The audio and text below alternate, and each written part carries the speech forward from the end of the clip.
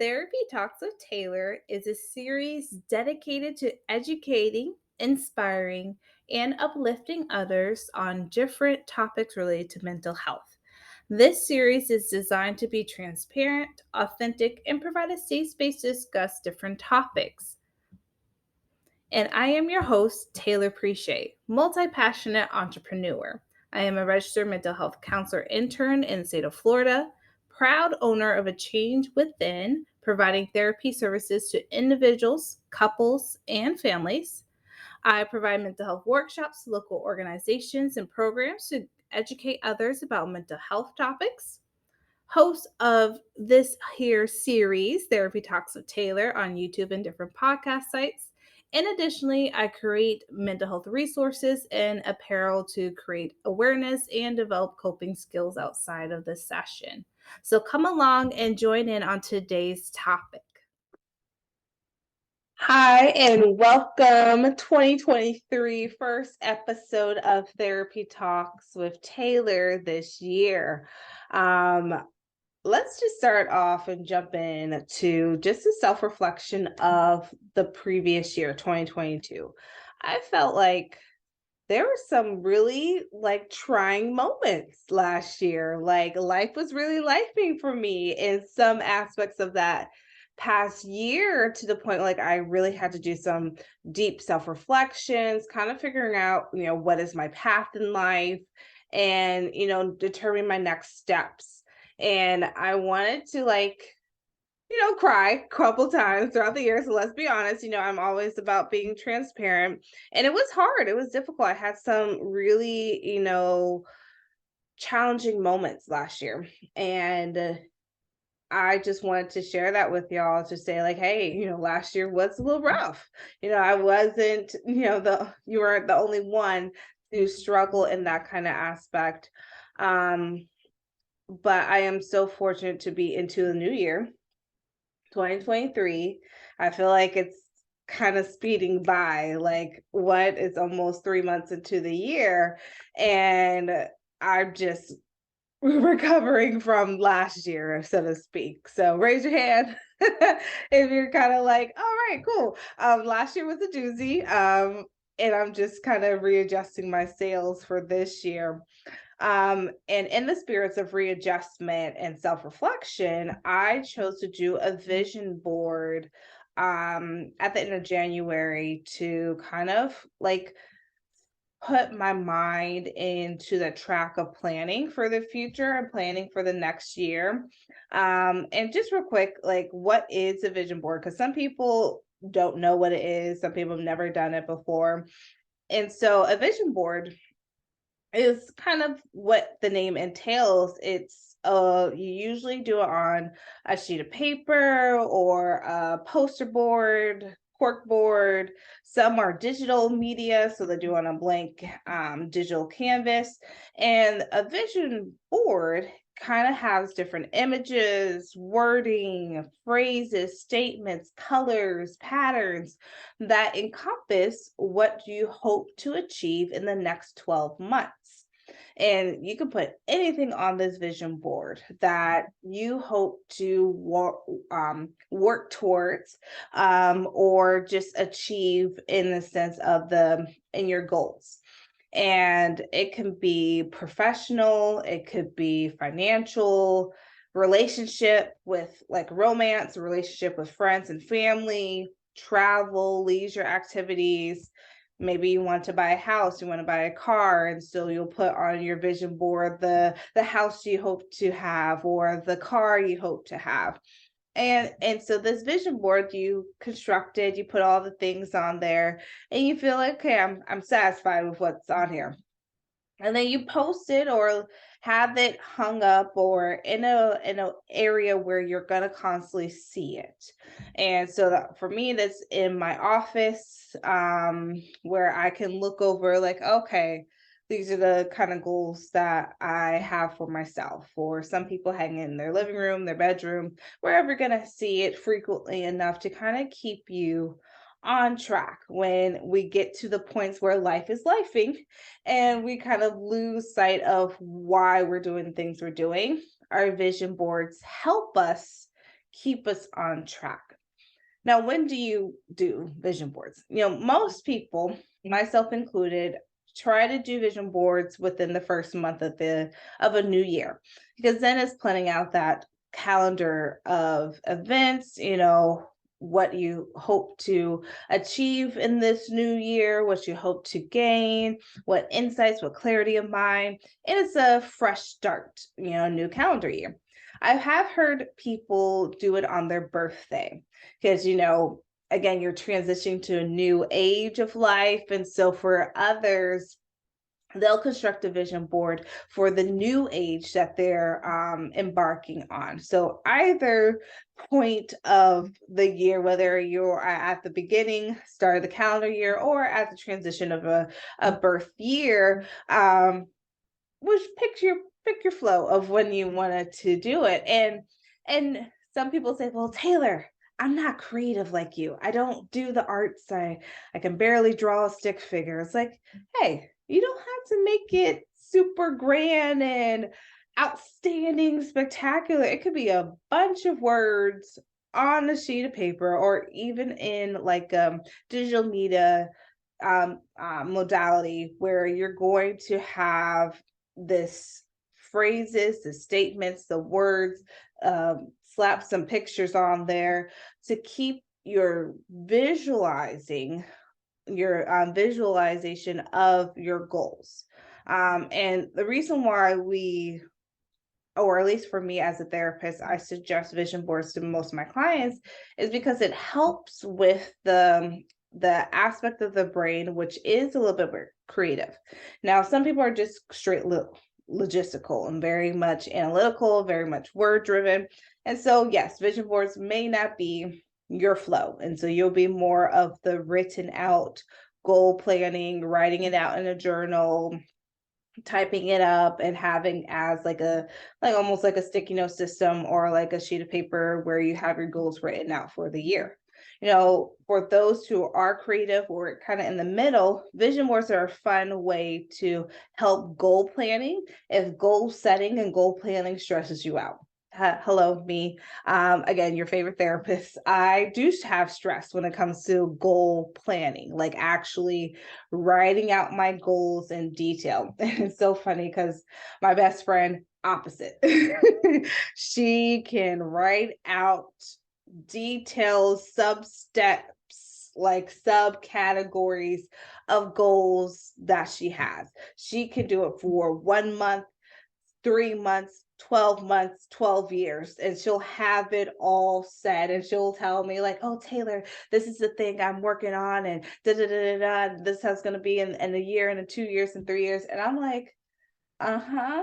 Yeah, that's awesome. And I'm like, I really would love to get there, but I'm not in that detail oriented mind per se. Like I can visualize, I can think a little bit in that creative headspace of what I would like my life to look like, what I want the goals to achieve it, but the detail, minute steps, I'm not there yet. And it's okay. We got to know our strengths and weaknesses and areas of improvement. And so vision boards, as I come back to it, is a fun way for me, like, especially if, or for others who struggle with the detail oriented goal planning, to plan out, and again, a 12-month span, or even like, could be like a yearly or 3-year plan of what you would like your life to look like. And so for me, I'm going to talk a little bit about my vision board that I did. I decided to do a lot of color themes on there, have like greens and pinks and yellows and blues to kind of give like that uplifting but yet calm colors. So like with your blues is very calm, peace oriented. Green I put on there for prosperity and financial sense. With pinks, for me, I related it to relationships, my relationships with myself, my relationships with my husband, with my child, with my family and friends, in terms of compassion and relationship with the community I serve. And then yellows I put on there as like upliftment of hope and happiness and contentment and, just being participant in life. Side note, when we talk about participant in life, I mean really enjoying life's moments of where you're at currently and enjoying the process. As sometimes we get caught up with, oh, I'm not where I want to be, or I'm not doing what I want to do, or I don't know what I want to do. And so we get caught in these what if storms and these worries and anxious thoughts that we kind of lose sight of what's around us. And so the yellows on my vision board is helps trigger in my mind to don't be so caught up with the whole entire end goal that we lose sight, or at least for me, that I lose sight of the moment in time, the what's around me, the pause moments where I can like, oh wow, I may not be where I would like to be, either financially, career wise, leisure wise, vacation wise, but in this exact moment of time, I do have so many blessings around me that I am happy for, that overall my life is good. My life is happy. So, little sidebar. And then on here, I also put a lot of like, I have like separate corners on my vision board. For me, I put one corner all about self and self care. And for me, I do a lot. I have a lot of entities I work with, not only within my private practice. I volunteer on two different nonprofit boards. I am full-time mom to a feisty 3-year-old.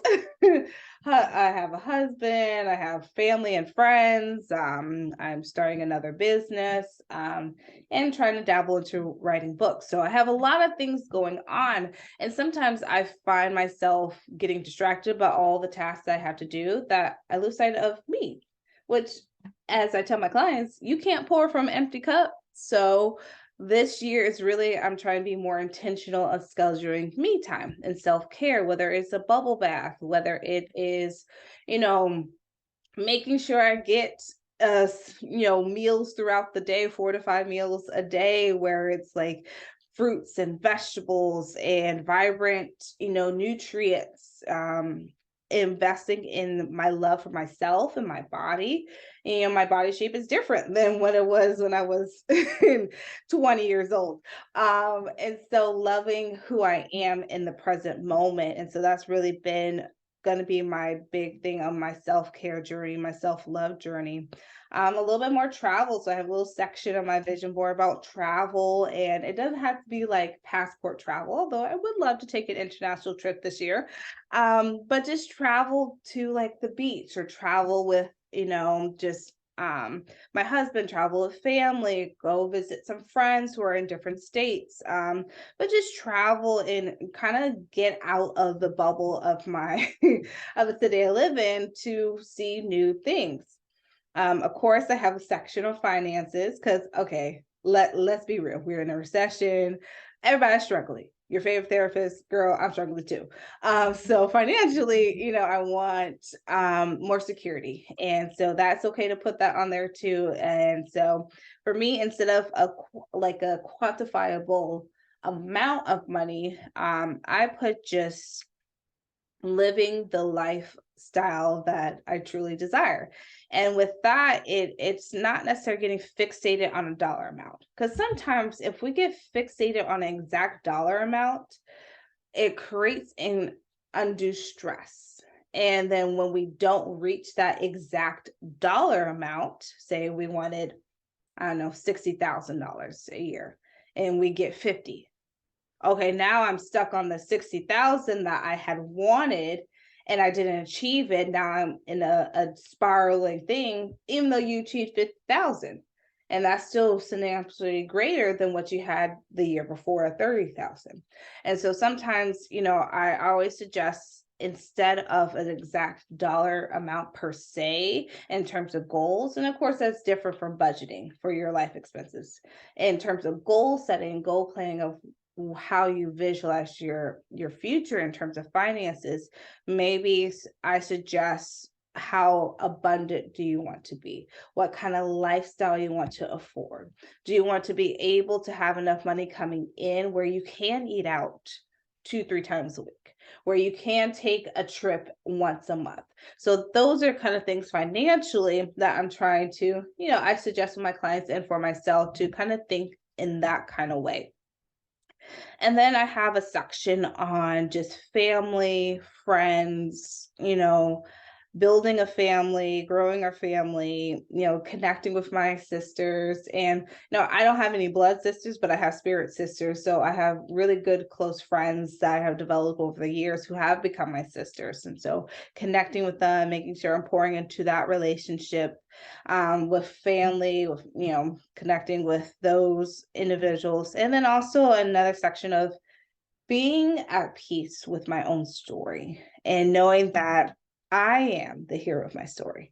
I can create and design how I view myself and how I want to present myself to the world. And so, in that final note, I want to remind everyone that you get to decide who you are as a person. No one else. No one else gets to decide that. And be mindful of the descriptors that life or that other individuals in your life try to apply to you. And I've worked with a few clients this over the last couple of months on disentangling their thoughts and ideologies based on what others have given to them. So other people will give you what you can do, how you can achieve, how you can improve and live your life. I suggest pause, reflect, and see, are these descriptors truly who I want to be identified as, or are they just placed onto me? And then you get to reconstruct how you are presented in the world, how you come out in the world, and who you are as a person. So that's my little spiel, my little thing about vision boards and what to put on there. And again, when you're constructing your own vision boards, if you choose to do so, it doesn't have to be super big poster board. It can be a simple 8x10, 8x11 sheet, and you just post a couple things or you write out words that you want to embody. And that's the start. That's the start on training your brain to think in the future in a sense, but also keeping you on track towards those goals. And the things that you do between now and that time you cross that goal, are going to be those measurable steps. So hopefully this helps. Let me know in the comments or reach out to me if you were able to do a vision board. I'd love to see your vision boards once you're constructed. So stay in touch. Have a blessed day.